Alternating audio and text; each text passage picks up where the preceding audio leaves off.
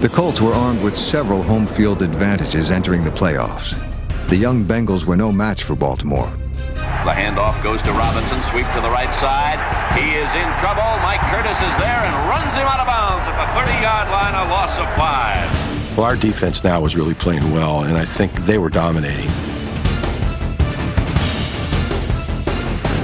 And really, they couldn't contain our pass rush, and that opened everything up from behind. They couldn't run because of our linebackers. Bubba Smith was really at the top of his game now. He was unblockable. Let's get you on a little bit on the short side, okay? All right. We can't give it in the over. No, I'm talking about in a 4-3. Yeah, but we got to get 4-3 and a little bit short. All right. Just offset out of the middle, that's what we'll do, okay? All right. Their starting tackle left the game, and they brought his backup in. He tried to throw a punch, and I grabbed him right in his chest. And I said, hey, look, man, I'll break your neck if you ever do that again. And then the next time I slapped him upside his head and got to Carter. Carter rolls out to the right side. He's in trouble, and Bubba brings him down back at the 5-yard line, a 10-yard loss. The Bengals failed to score a single point, while the Colts offense got a career performance from rookie halfback Norm Bulash. There was a popular song that coincided with Bulash's arrival in Baltimore, and it's called Me and You and a Dog Named Boo, and it was perfect. So he became Boo the dog. He was not intimidated by anything. He just walked around grinning at everybody and ran over everybody. And when he began to run well late in the season, then it became an expectation, and he was a weapon, and he really came of age against the Bengals. He was a man that day. Bulash provided the groundwork, and in the air, the heroes once again were Roy Jefferson and John Unitas. What happened was I took it at about 8 yards, and when trying to come back under, he pushed me further in. Because when I went in, I wanted to come back out and went in.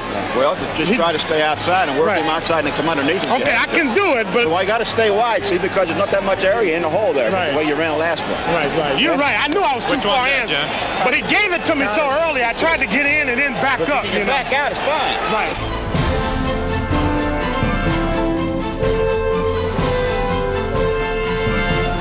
Spots his man, fires downfield. It's complete to Jefferson, and he goes in for the touchdown.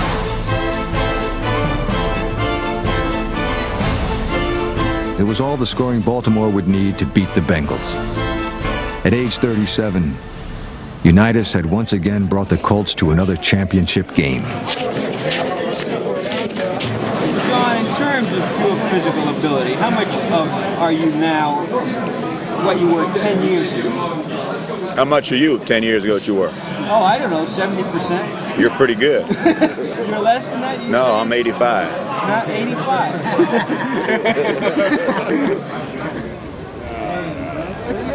Hey, program here. Championship seminary program. Hey, don't go without a program now. Championship program. The very first championship game of the new American Football Conference would pit Baltimore's 50-year-old rookie coach against the youngest head coach in the league.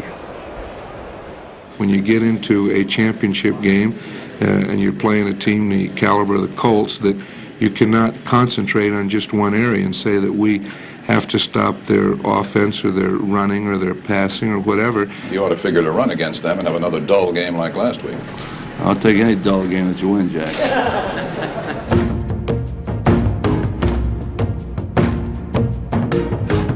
The Colts took the early lead and never lost it, thanks in part to another one of Don McCafferty's gadget plays. And it was called statue right and statue left. You'd think that football minds would think, well, we better call this Red Fox zip right and left so that nobody can, Mac didn't care. You call it statue right and statue left. And I liked it because it allowed me to pull out and lead whoever the ball carrier was. Gives off to Boulay. Sweep to the left side. He's at the 10, the 5, and he goes in for the touchdown.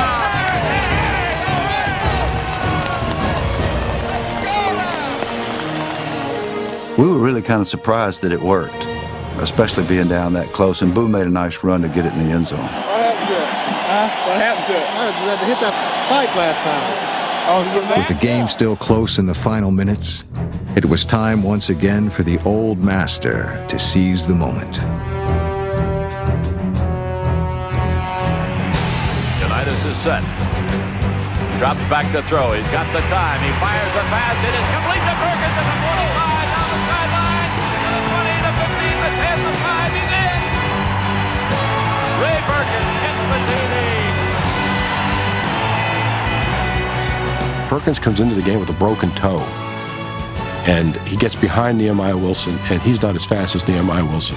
But somehow, for whatever was within him, Nehemiah Wilson on that frozen field could never close the gap. I mean, he never even closed it.